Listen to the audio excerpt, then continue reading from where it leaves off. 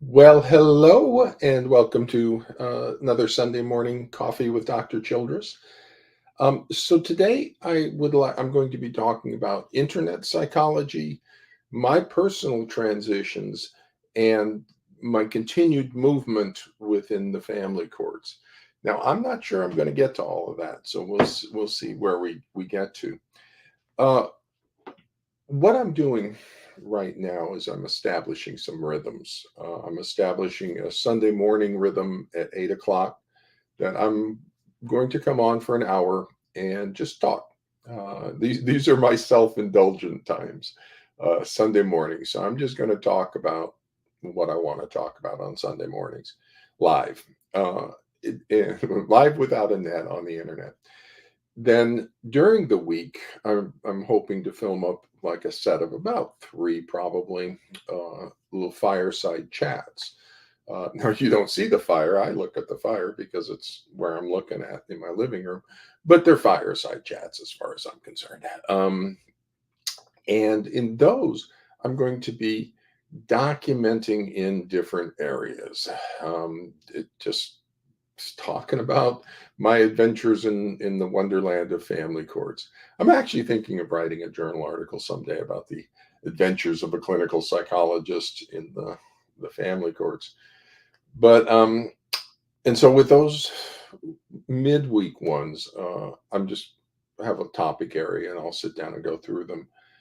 Some of them may be extended out into several series, others may be simply a unit, in which case I might film up a couple of units of information during my fireside chats.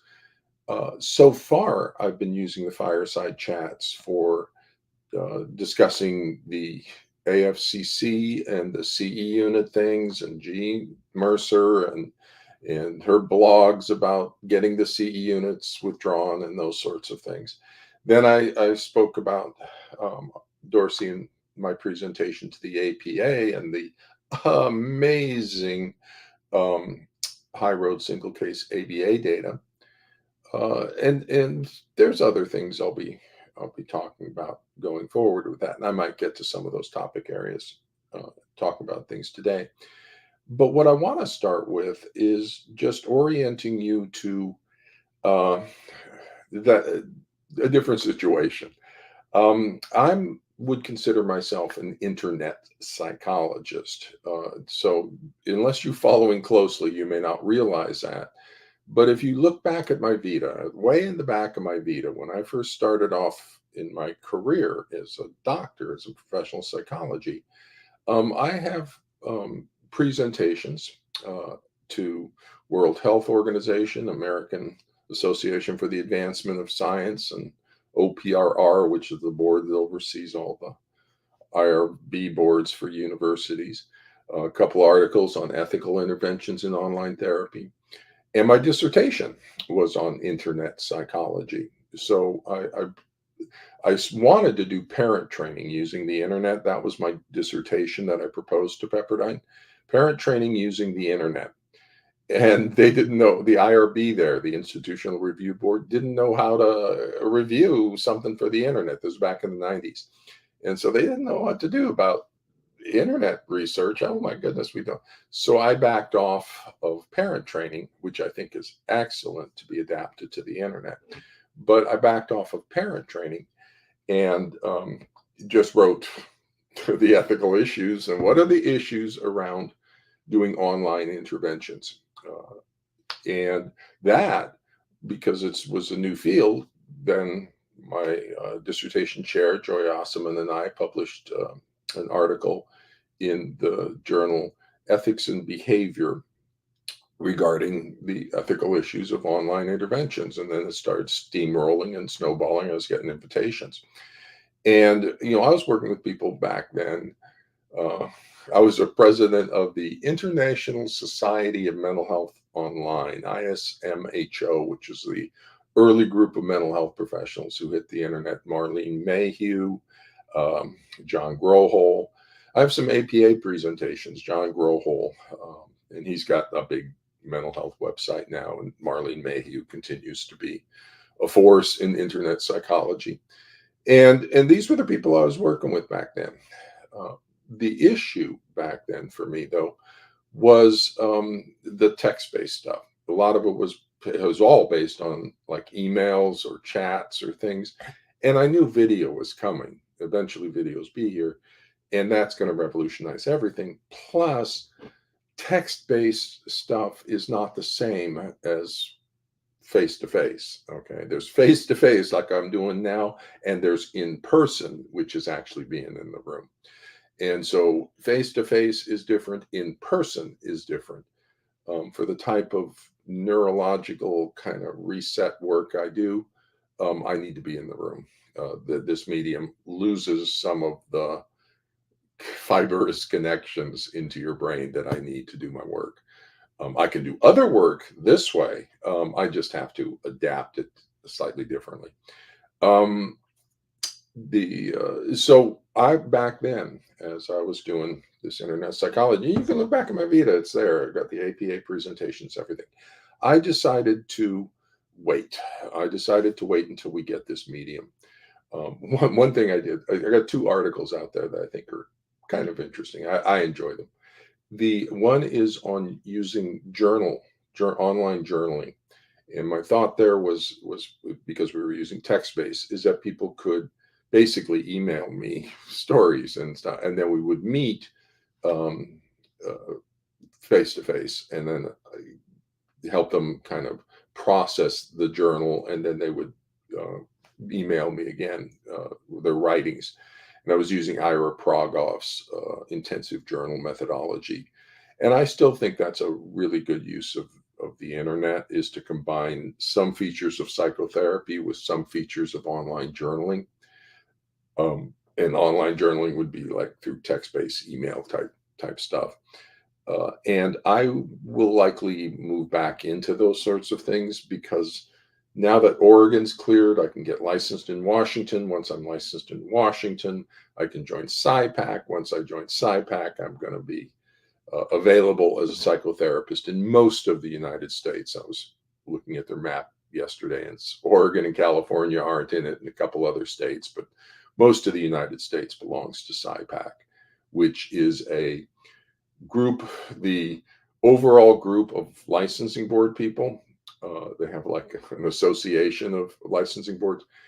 They have agreed to recognize each other's licenses for the purpose of online therapy, because online therapy doesn't see jurisdictions. There's no jurisdictions here. We're in cyberspace. Everybody's in cyberspace. Geographic location is not relevant.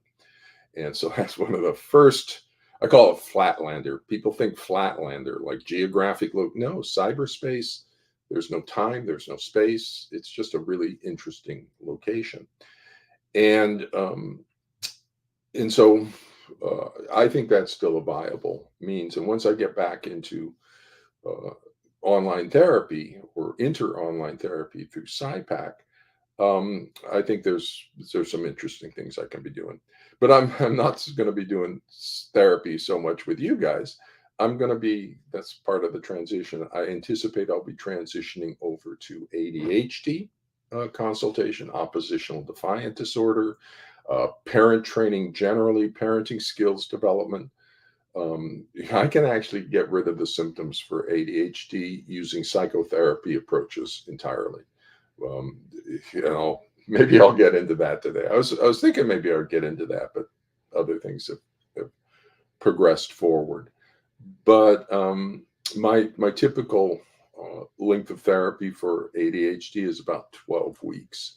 I basically teach the parent how to respond to the child in a way that will resolve the child's symptoms over the long run, probably about 18 months to get a resolution of the symptoms. And so I'll be doing that. Oppositional defiant disorder, the grumpy, angry kids. Oh my goodness, my treatment plans for those are about 2 weeks. Those are so easy to solve. Oppositional defiant disorder, that is easy peasy to solve. Angry, grumpy kids not doing their homework and stuff, absolutely. So I'll be doing a lot of that, I anticipate, online, and be shifting over. You'll see that partly in some of the videos that I intend to start putting forward in my Fireside Chats series. I might do a series on ADHD. I might do a series on parenting skills and oppositional defiant as I begin to shift my content over. I probably should do a series on early childhood mental health as well and the neurological type of therapy work. That's going to expand out into child therapy. We have two current models of child therapy. Both of them are awful. Neither one works. Behavioral therapy is absolutely the wrong thing to do. Reward systems and timeouts and stuff. Bad, bad, bad. Don't do that. But you don't have the other, no one's telling you the other, what to do instead, the guidance based strategies. So I'll be telling you the guidance based strategies. Stop using behavioral techniques out of B.F. Skinner and the rats.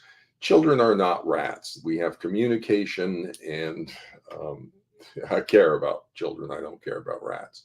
So behavioral psychology and the whole rewards and punishments and consequences stuff. No, that's not, that's good. That's bad. It does bad things. And that's where I can solve oppositional defiant disorder really easy once we switch over paradigms. The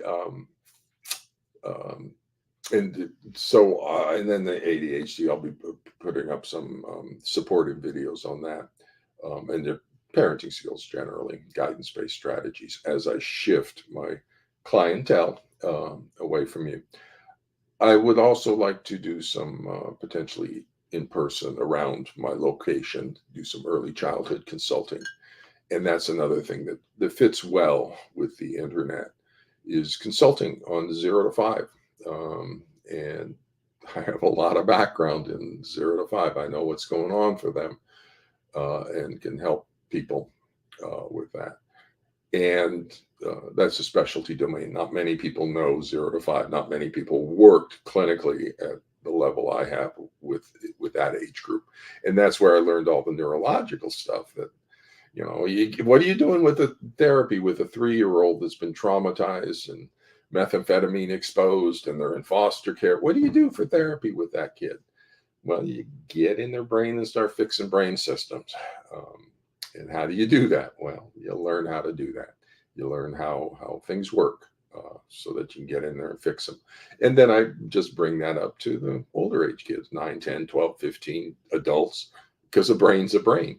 So once you know how to kind of make things align properly, that's what we can do.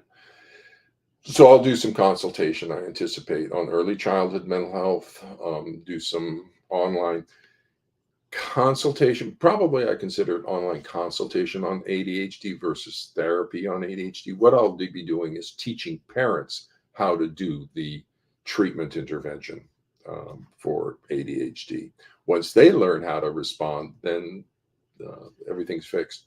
In my typical therapy for ADHD, in-person kind of therapy, they bring a kid in for ADHD symptoms. I would work with the family for about 6 weeks, see the kid a couple times, but then shift over for about 4 weeks of parenting skills development with the parents, teaching the parents how to respond to their child's ADHD symptoms, impulsivity, hyperactivity, inattention, and aggression or oppositional stuff if that's there. And so I teach them how to respond to these in a way that will de-escalate and start changing how things get connected. Basically, with ADHD, there's a system that's not connected. Okay. And it should be a single system, but it's just dysfunctional. And so what we do is we kind of have to line it up and get it back connected. Once we line it up and get it back connected, then everything's working fine. And those symptoms of hyperactivity, impulsivity, and inattention will drop away once we get the systems working right. So I teach parents kind of how to do that, how to line up and sync the systems. And so it's more consultation to parents. So I do that for about 6 weeks. Then 6 to 8 weeks. And then at that point, we might move to once a month for a couple of months just to kind of check in, see how they're doing, a little booster consultation. And that at that point, it becomes sort of on a need to on a need basis. Whenever they need to see me for a little booster or something, they come back. Usually it's like 3 months or 6 months down the road, occasionally a year or two later. And so my therapy for ADHD runs about 6 to 8 weeks, and then everything's good. The parents have the skill set that they need. So I'll be shifting over to that kind of consultation as well. I anticipate that I'd like to also kind of open up a humanistic existential practice for adults. And so I'm anticipating um, opening or developing a practice in death and dying issues, because I'm an old guy. And so I bring advantages to understanding the issues. I don't have anything right now except being an old guy. We all face the same issues at some point. And so I think I can be helpful in helping transitions. Both a clinical psychologist and an old guy, I think I can be helpful in people's transitions. And I've worked cancer before in children's hospitals and stuff. So tough diagnoses are part of the situation. But that might also extend more broadly into just humanistic existential kinds of therapy work with adults.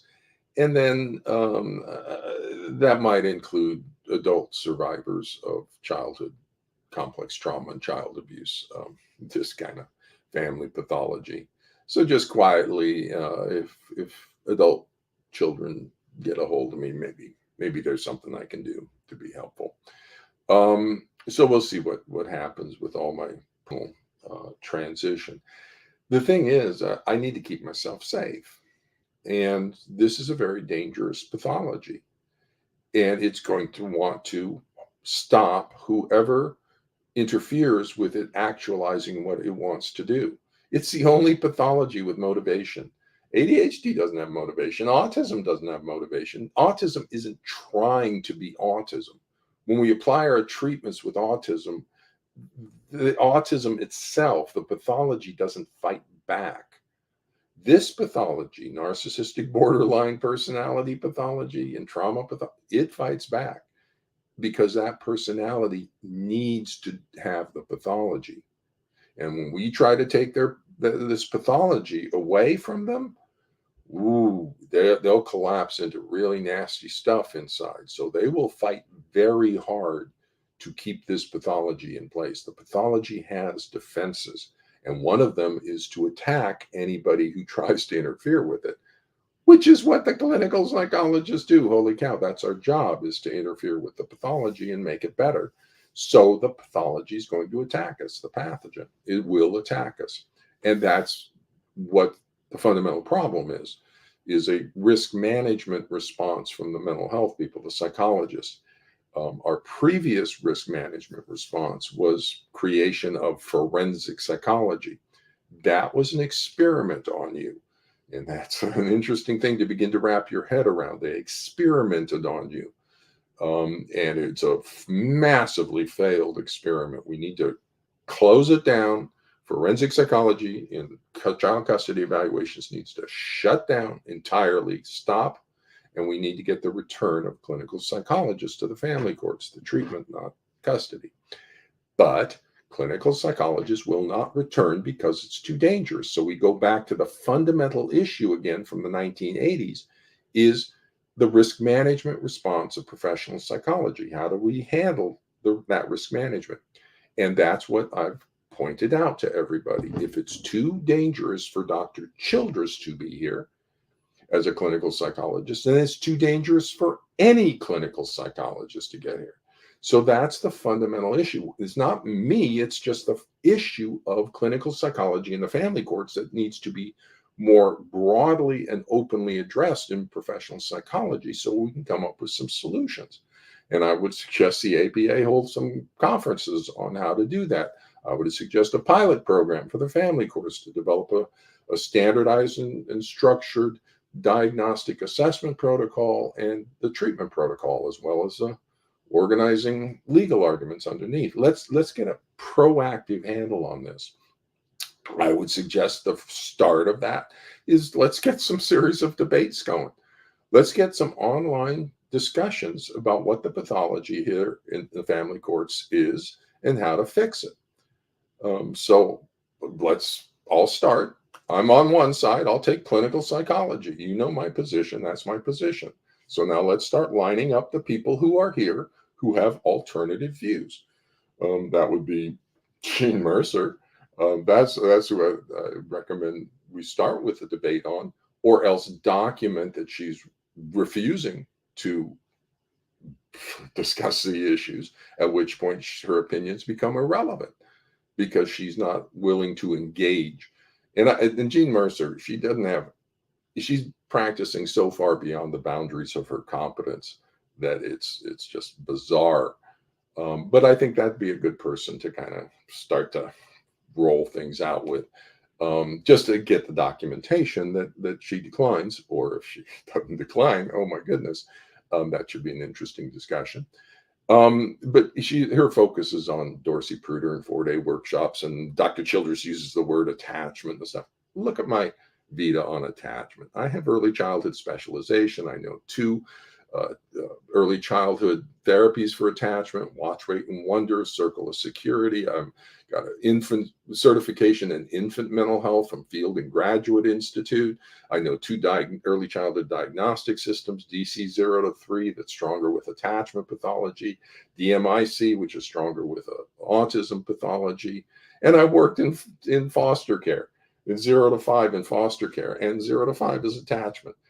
And Jean Mercer's out there saying that she knows more about attachment than I do when she does like sensory perceptual experiments from the 1960s. It's just ludicrous. But that's the start. We'll be addressing that more fully down the road. But then I think the next level of that is Bill Burnett. Okay, PAS study group, and he's got 5 factor. There's no factor analysis, but 5-factor PAS now that he's coming up with, and so let's pull Bill up, and I say that he is degrading the quality of mental health services in the family courts by creating new forms of pathology. He says there's a new form of pathology, so let's get a discussion about that. Let's get a closure on this parental alienation thing. So let's put up an online discussion, Bill Burnett on one side, me on the other. Everybody can look at it and everybody can decide what to do to move forward. But ultimately, I think the final and the real debate would be between Dr. Childress and a forensic psychologist. I'd recommend Robin Deutsch, big wig in the forensic psychology field. Stahl and Simon wrote the book on forensic psychology. So let's get a law school to host a debate. I'd like to see the law students society, maybe with the psych students over at the same university, host an online moderated debate between Dr. Childress and a forensic psychologist, Robin Deutsch, regarding the role of clinical psychology versus forensic psychology in the family courts. Let's get everybody looking at that. And so that's the issue. We need to stop fighting about everything. I'm not here to abuse children and no, I'm here to be helpful. And we need to stop fighting about these children and everything. And it's part of the adversarial system within the courts because of opposing counsel and everything. And the legal system needs to look at that. So the legal system and the mental health system need to kind of come together and figure out how we interact better.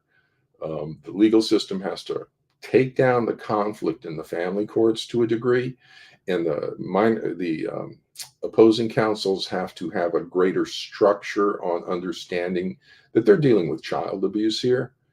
And if they mislead the court somehow and do their lawyer tricks, they're actually contributing to the child abuse. They're keeping the child with a child abuser by doing their legal tricks. And so the legal system has to understand that. And again, that's why a pilot program for the family courts is so wonderful, because you develop the diagnostic assessment protocol, you develop the treatment protocol, DBT with Sue Johnson and EFT, and you can develop the legal arguments that support that. So both sides in the family courts know what's going to happen when this pathology enters the family courts. And we shouldn't be surprised. There's narcissistic, borderline, dark personalities in our population. They are high conflict people, and they are going to explode at divorce. They're going to try to manipulate the child and use the child to gain leverage and manipulate the court's decisions and retaliate against the other parent for the divorce. We know that. So let's prepare for it. And when it comes in, we already have the structures in place to prepare for it. When I was working Jim Swanson down at UCI, I believe he's the top ADHD person on the planet. Higher than Barkley, higher than Connors. Jim is the top. If you know anything about the research, Jim is the top because he's in with the pharmaceutical companies. All the pharmaceutical companies run their, at least used to run their clinical trials through Jim Swanson's project, the Child Development Center at UCI.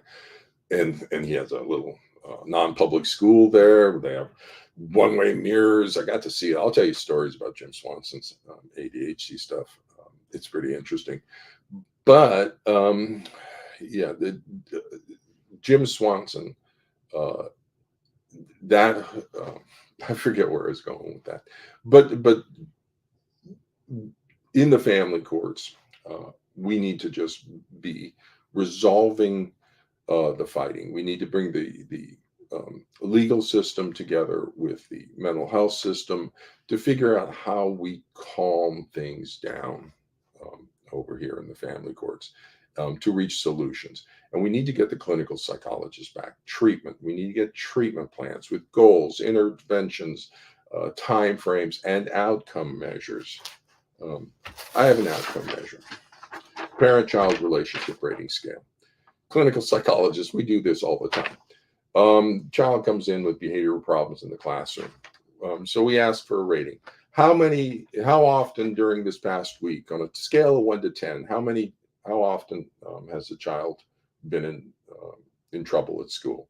10 being, all the time, and 0 or 1 being none. And so give me a rating on that. You come in with pain to a doctor. They say, on a scale of 1 to 10, how bad is your pain? That's a 1 to 10 scale. They're called subjective units of distress, 1 to 10. You can put anything on a scale like that.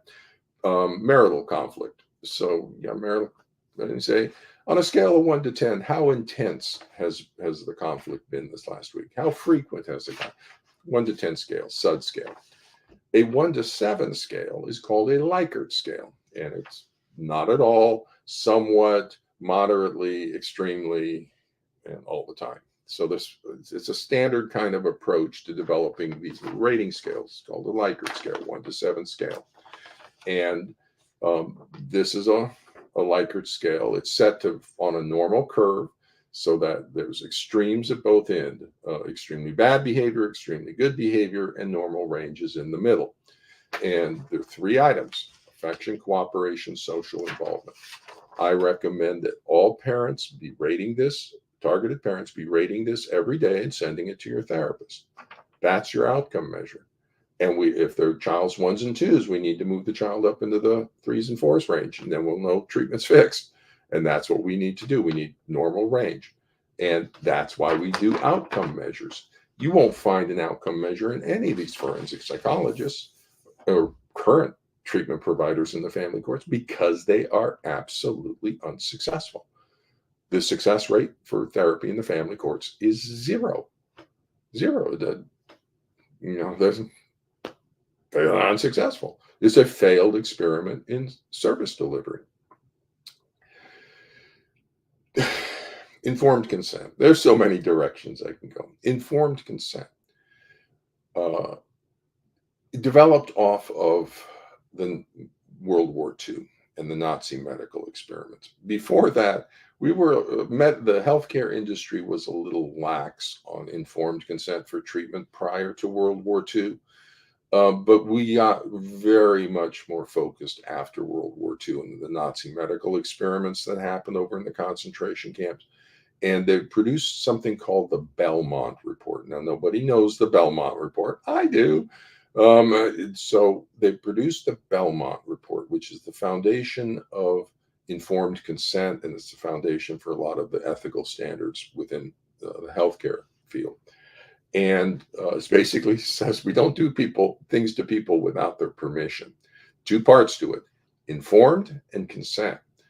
And so within professional psychology and you families in the family courts, they have been conducting an experiment on you. The American Psychological Association and the AFCC, in cooperation with the licensing boards, have been conducting an experiment on you regarding a new approach to service delivery that didn't involve treatment, diagnosis, and treatment.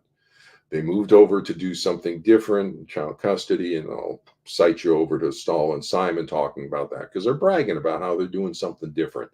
And now they're just in their adolescence and is still in this formative phase in 2020. They're still trying to figure out what they're doing. And it's an absolute failed approach. No, we should never stop being doctors. We should never not diagnose and treat pathology. And we shouldn't be making custody decisions. Those are the court's decision. If somebody's going to get hurt about deciding who gets the child, and doctors are not allowed to hurt people, do no harm. And so if I restrict either parent's time and involvement with the child for any reason other than child abuse, that's going to damage the child's attachment bond to that parent, thereby harming the child relative to that parent and harming that parent. We're not allowed to do no harm. So the doctors need to get out of making custody decisions. Forensic psychology needs to shut down. And the clinical people, we need to come back as doctors, but we will not come back if it's too dangerous for Dr. Childress to be here. It's too dangerous for any of them to be here. And I will recommend that no clinical psychologist works in the family courts because it's practice beyond the boundaries of your competence. Because you don't know the family court system. You don't know this pathology in the family courts: narcissistic, borderline, dark attachment pathology, shared persecutory delusion, and factitious disorder. You don't know this pathology in the family courts if you're coming from the outside. So you need to stay away. All clinical psychologists, standard 2.01, they need to stay away from the family courts. And it's not safe for them. They want to stay away because they'll get sanctions on their license. Look at my Vita. I come from everywhere but here. Clinical director, 3 University Treatment Center, working with Jim Swanson and Keith Nectarline, 2 top tier NIMH researchers, medical staff, Children's Hospital of Orange County, and clinical director, FEMA DOJ project. I'm working at fairly high levels of professional practice back in the day. And when there was no problem with my license or anything during all of my career, I come over here to work in the family courts. I've had like 5 licensing board complaints and a lawsuit, a malpractice lawsuit. And the only one the licensing thing is this recent Oregon one. All the others were nonsense. One of them was from Gene Mercer. Oh my goodness, this is an interesting world over here. But that's the reality of coming over here. And that's what I'm here to document for other clinical psychologists. I've been taking the hits and doing this because I've been collecting the documentation of exactly what it's like to be over here. And I've got it now with the licensing board. I've got it because that was what all the clinical psychologists understand. If we go up before the licensing board and the forensic they'll just sanction us simply because we're not doing what they do.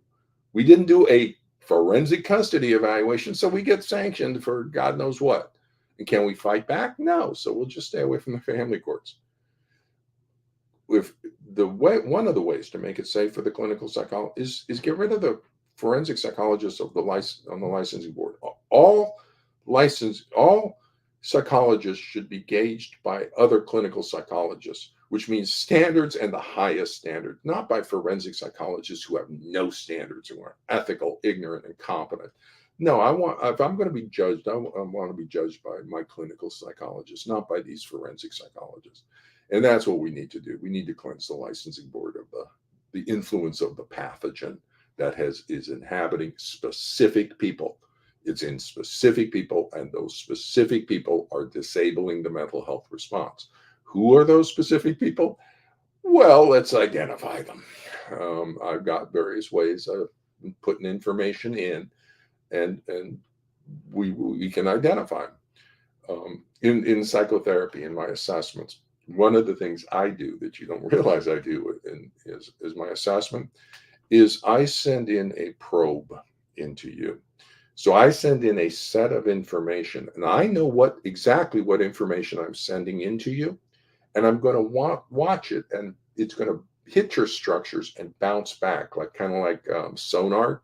I'm sending out this sonar beam of information, and it's going to hit your structures, and parts of it are going to bounce back from your structures. Now, when you bounce back, I need to extract the information that I sent in. That's why I have to be really clear from my perspective what's going in. I know where it should find stuff. I know where it should be bouncing back, and I know what I should be seeing in response. So then if I'm not seeing that, then I can that gives me insight into you is bouncing stuff back. So that's what I've been doing broadly. I've been sending stuff into professional psychology, the family courts, been sending in these information structures, and then they bounce back, and then I got all the documentation on things. So one was a petition to the APA. If you follow the petition to the APA, you will locate exactly the people who are disabling the mental health system response. Okay, that's what they didn't realize quite how dangerous that petition to the APA was, but that's what it was designed to do. It was designed to gives them the opportunity to correct the situation. Standard 1.05. I'm fulfilling my ethical obligation. What did they do about it? And that's where it's going to expose. They gave it to somebody. Who they give it to, and then what happened to it. And I know what happened to it. I've been tracking it kind of, but we need to get it up and out. One of the ways to do that is a major media. Get an investigative reporter asking the APA what happened to this petition to the APA. The investigative reporter should talk to me first because there's two petitions to the APA. The first one was from parents, and I should get that aboard.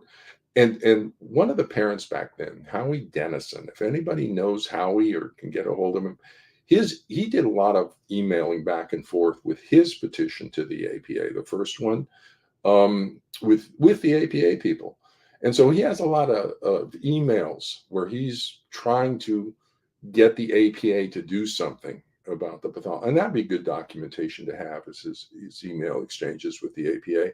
But his first petition produced a working group to study the research, because that was the focus of his petition, was about we need to be applying research. So the APA created this working group to study the research. That's Susan Deutsch's committee. Okay, so she's had 5 years now. What has she produced in terms of identifying the research and reviewing it? And that's going to be a real nightmare for her, because it's impossible. The research would be all the attachment research, personality disorder research, delusional thought disorder research, child abuse, family systems research. It's just a huge amount of research that's involved with family conflict in the family courts. And so just ask for what's the list of research you reviewed. And then let's take a look at your qualifications. Let's take a look at your Vitas. I started to look at their Vitas. I've looked at Susan Deutsch's, and I've looked at another member of that committee, and I actually did Google searches on reviews for Robin Deutsch and one of the other members of that committee, and I have concerns about the professional quality of these committee members and how they were chosen. And so there's a lot of questionable information. And then what's their report saying? And then, though, I sent in a second petition that was about ethics. It has nothing to do with research. It has to do with ethics. Entirely different grounds for and I hand delivered it to them to make sure I got them in. They can't say I got lost in the email. No, I gave it to you with 2 parent representatives, 20,000 signatures. What'd you do with it? And where'd it go? Who'd you give it to?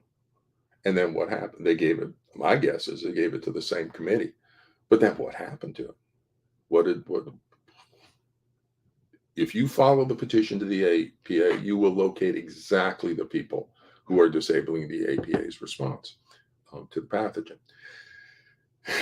Oregon Licensing Board. Oh my goodness, that was another weave. I'll tell you about that sometime. How I wove that piece. I know the pathogen's going to attack. I have to be safe. If I say with attorneys, I'm just going to be too safe. If I consult with Dorsey, it's going to believe it sees an opening, but I have to make sure I don't give it an opening. And so it's like a whole big thing. But I took the hit. I was hoping I wouldn't take a hit, but kind of to a degree, it works to your advantage for me to take a full hit.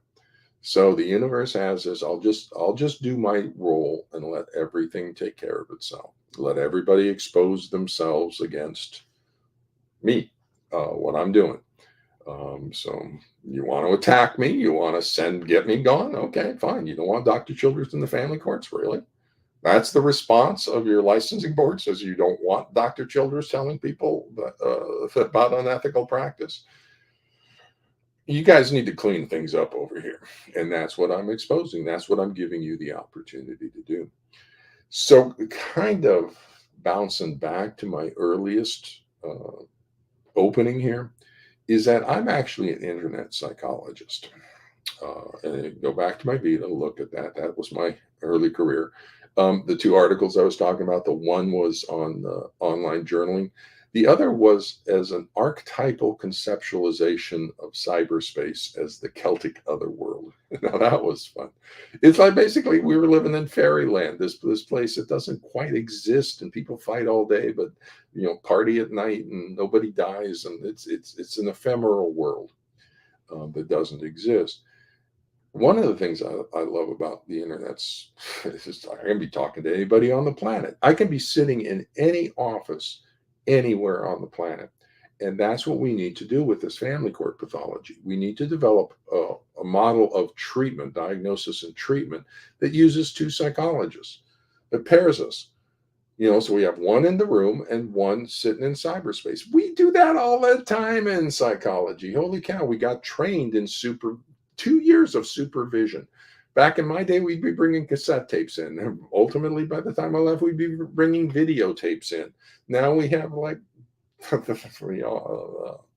supervisor can actually sit in the supervisee's session and watch through these like online streaming stuff.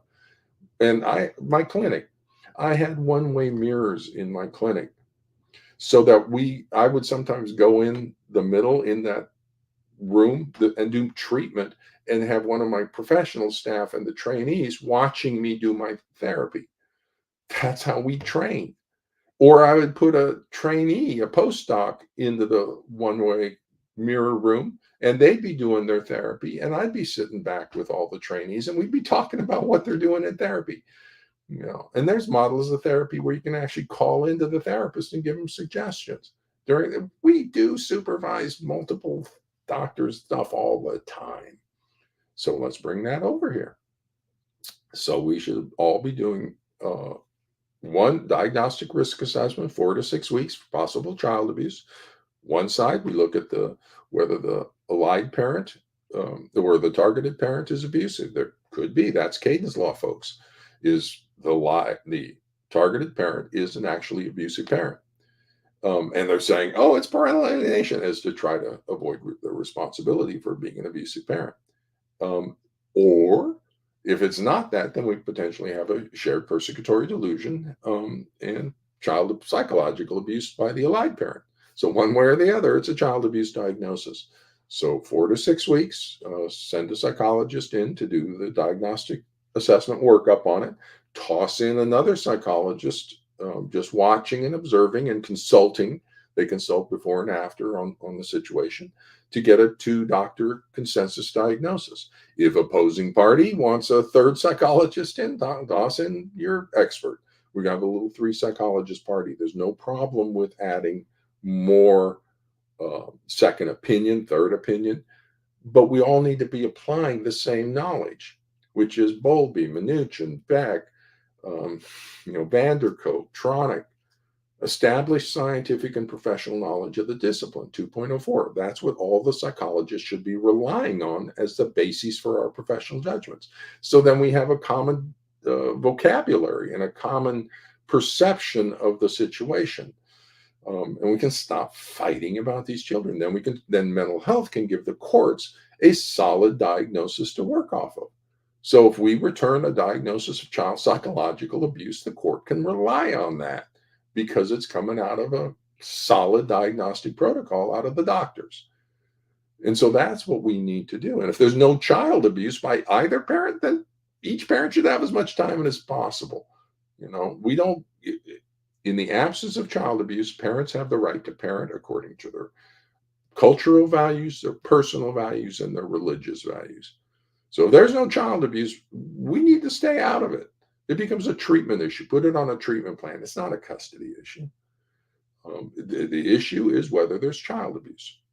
And for severe attachment pathology, a child rejecting a parent, it's always child abuse, either by the targeted parent creating the child's attachment pathology or by the allied parent in the psychological child abuse, creating a false attachment pathology. But one way or the other, with severe attachment pathology, it's going to be child abuse diagnosis. Let's put two psychologists on it. Let's stop that. And because we can do that in the internet. But you people think Flatlander. Holy Toledo. No, we got the internet, this wonderful little twinkly world that doesn't really exist. If we lose electricity, cyberspace disappears. All my YouTubes, all the information in cyberspace doesn't really exist without the electricity, without the creation of this artificial world. It's just an amazingly interesting little thing. And that's what my one article was saying. Psychologically, we're still trying to wrap our heads around what exactly we have wrought with this. And artificial intelligence is going to send us for a loop. So I want to start wrapping up a little bit on this Sunday, but I come out of internet psychology. My dissertation was in internet psychology. I have massive high-level presentations on it, but I put that on hold, waiting for video to come. When I first encountered you folks, I came over here, took one client, fell down the rabbit hole, and found what was going on in the family courts, and said, "Oh my goodness!" and have duty to protect obligations. You're being abused. Your children are being abused. It's active child abuse, active spousal abuse. So I've stayed here trying to get you mental health services. I'm just trying to get you psychologists to intervene on the child abuse and spousal abuse. But I can't seem to get you any psychologists who are going to diagnose and treat the child abuse because you're locked into the forensic psychologists are ignorant like a rock, and there's all sorts of collusion and cover up with the APA and the FCC. And so I've just been documenting why a clinical psychologist cannot get you psychological support services. Consider this. ADHD has a parent organization called CHAD, very strong and powerful national organization, CHAD for ADHD. You can look it up. Schizophrenia has NAMI, National Association for Mental Illness. And so they have a very strong parent advocacy group, NAMI. Look it up. Autism has Autism Speaks, several autism groups actually, and that's a very strong parent advocacy group. What do you guys have in the family courts? You've been over here since 1980s, 40 years. What sort of parent advocacy groups do you have over here, commensurate to CHAD or Autism Speaks or NAMI? Zero.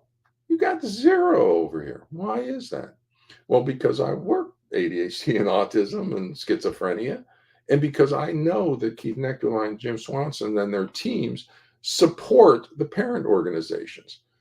And so when legislation goes in for Individuals with Education Act, Jim Swanson and the psychologists on his team are like writing letters and doing stuff and holding, community meetings with the powers that be, that the psychologists are supporting the parent advocacy groups in all the other domains. Here, there is none because the psychologists are simply exploiting you. Okay? And it's just a nightmare of difficulty. So, but also I have a master's degree in community psychology. Very interesting. It's community clinical. So part clinical, part community. What is that community psychology component? It is organizational development systems, how systems work, and how to change systems.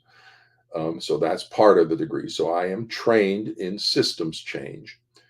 And community part is very interesting. That's why I went there, was to treat pathology by changing community systems.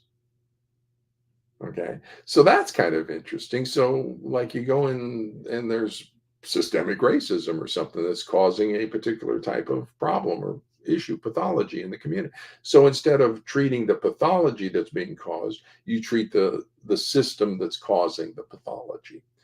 And you change the system, then the pathology goes away. That's exactly what I'm doing here. Okay. That I did my analysis, organizational development from 2008 to about 2010. I just spent my about 2 years just working up what's going on over here, which is what I'm trained to do. And I identified what the problems were, the ethics violations, the incompetence over here. That's the symptom, the incompetence of the forensic psychologist. I identified why they're incompetent, risk management response. And that's where I started reading Stahl and Simon back then and stuff. And then I developed a plan to fix it. And it's a stepwise plan giving them a chance to respond at any point. If they respond, then it goes a different direction. But if they don't respond, then it just keeps unfolding on a particular path. And they didn't respond. But then that then documents all of the decision making that they had along the way. And so that's with Burnett and the Gardnerian PAS people. I have them all documented into situations, into their decisions. I got the forensic psychologists all documented in. I got the court system all documented in. Everybody's documented in, including you parents. I took two parent representatives with me on the petition to the APA. What'd you guys do with it? So I've got you documented into the record as well, but you didn't follow up because you have no staying power. The reason you have no staying power is because you're being actively traumatized. So you're a vulnerable population, and you warrant and deserve that designation as a vulnerable population in the family courts that warrant special protections because of that vulnerability. You're being traumatized from the spousal abuse and the child abuse, and the system is unusual. You're put into a system where you're powerless, where your capacity to make our autonomous decisions about your child are being compromised by the court's involvement. We need to actually put on special protections to make sure you're not exploited or not abused by the system, by the mental health system. And you are. We don't have those protections in place. And that's remedy 2 of the petition to the APA, is to designate families in the family courts as a special population who warrant special protections. And then we identify what those special protections are. And that needs to happen. But the APA needs to get a hold of that and start doing that. Why aren't they doing that? Well, because there's specific people who are disabling the response of the APA. Follow the petition to the APA and find out who they are. So coming forward here, I'm going to be doing things with the internet. I already am. So every Sunday, I'm getting a rhythm that I'm just going to indulge myself for talking for an hour. Maybe helpful to you, maybe not. What may be helpful to you, maybe 45 minutes in, so you have to listen to a lot of other nonsense to reach that. I don't know, don't care.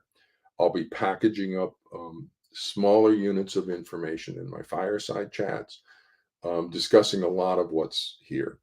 Now, that's unlike anything the internet's being used for. You look at somebody like, the narcissistic Dr. Rahmini, is it? You look at what she's doing, and and that's what everybody's doing. So it's a standard approach to presenting information and videos, and they build up a whole content in their web channel, and they get ads and monetize their web channel. That's not what I'm doing. I'm a clinical psychologist, and I'm an internet psychologist. I'm the only one that's like currently bouncing around the internet. you see what I'm doing. I'm using blogs and my website and YouTubes and Facebook, and just all sorts of multimedia. And I'm doing Facebook Live with you here today. How many psychologists are doing Facebook Live with you? And I'm doing the Fireside Chats, which are actually intervention-esque types of things that are about current situations. One of the ways I intend to move that out right now is to do a Vitas series. I'm going to start looking at people's Vitas over here. Bill Burnett, Robin Deutsch, other forensic psychologists, Jean Mercer will take a look at her Vita. Um, just Vitas. I'm just going to start looking at who these people are that are in the family courts. And that I need to stay safe. So I'm not going to try to interfere with the pathology anymore. That's one of the key things. So good luck for you, because I'm not going to get in the way of the pathology doing what it wants to do to you, because then it's going to attack me, and I cannot afford to lose my license. I'm an old guy. I don't need this. I don't need to be attacked. If you want my help, yay. But if you're just going to threaten my license, and I'll just go away. So I'm not going to try to stop the pathology. And as long as I don't try to stop it, I'll be safe. But I've been thinking about it. I can do the reviews of the forensic psychology reports for malpractice, because that's not trying to stop the pathology. That's just going after the forensic psychologist, and the pathogen doesn't care about them. It'll cut loose. You see that. It'll just cut loose any underlings. There's no loyalty to the pathogen. So it doesn't matter on the forensic psychologist. And that's called motivation, that they need to hit a certain standard. And I'll have fireside chats about that as well. And I can do training seminars. And so I got to film up those and get those up online. Training seminars for the mental health professionals and for attorneys. Those should be interesting. So I can film those up. But a lot of what I'll be doing here with these Facebook groups and with those fireside chats, with this Facebook Live and fireside chats, is doing active interventions online. And so this, I think, will be interesting as well for documenting for 20, 50 years down the road on internet psychology. How do we use the internet to actually create change? Change in pathology, change in pathology. How do we use this new medium that we have available? And I think there's an active way to do it. It's a very dangerous way, being live on Facebook with you. If I say the wrong thing, I can get sanctioned for my license. Holy cow. And so we have to know what we're doing if we're going to be actively involved with the public on Facebook Live across jurisdictions globally using the internet. It's so much. So I'm kind of one of the first on that. So I'm kind of laying the groundwork for that, for how we use the internet. And part of that will be I'll shift over to consulting on ADHD, oppositional defiant disorder, early childhood, and second opinion, hopefully, on some of these assessments. Once we clear some of the chaos and debris, hopefully, once people want to solve this, you can bring me in as a second opinion on somebody else's assessment and have me sitting in the room consulting, so that we get an accurate diagnosis and we stop fighting around the kids. Um, so hopefully that's where we're headed. If people once people stop fighting about me. Interestingly, just watch how I've approached the organ licensing board. I'm making it front and center so that everybody can take a look at it. It's kind of like Eminem and 8 Mile.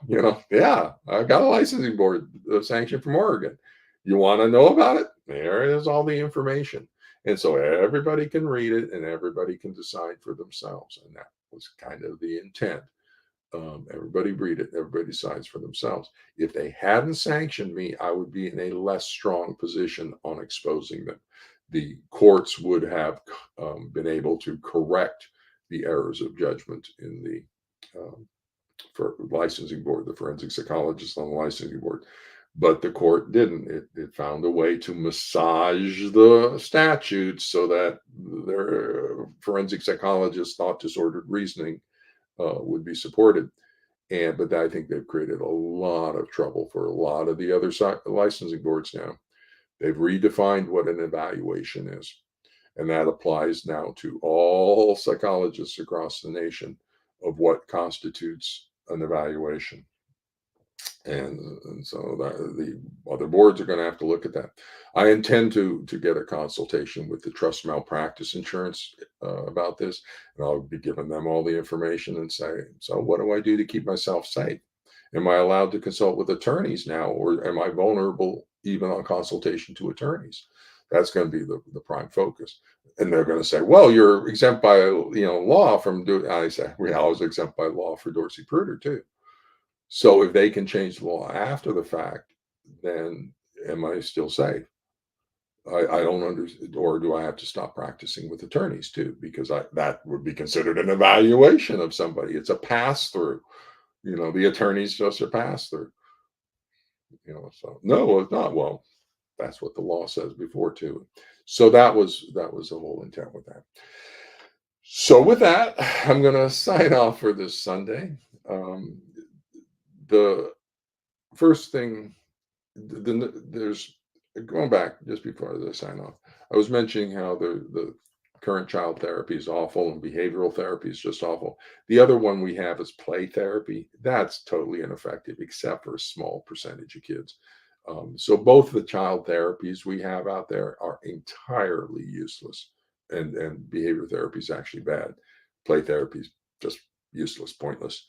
Um, and yet there are treatment interventions we can do. You can look at the High Road ABA single case study, and see Dr. Childress can actually realign stuff and get things fixed. So there's actually good therapies, but you have to know what you're doing, and right now they don't.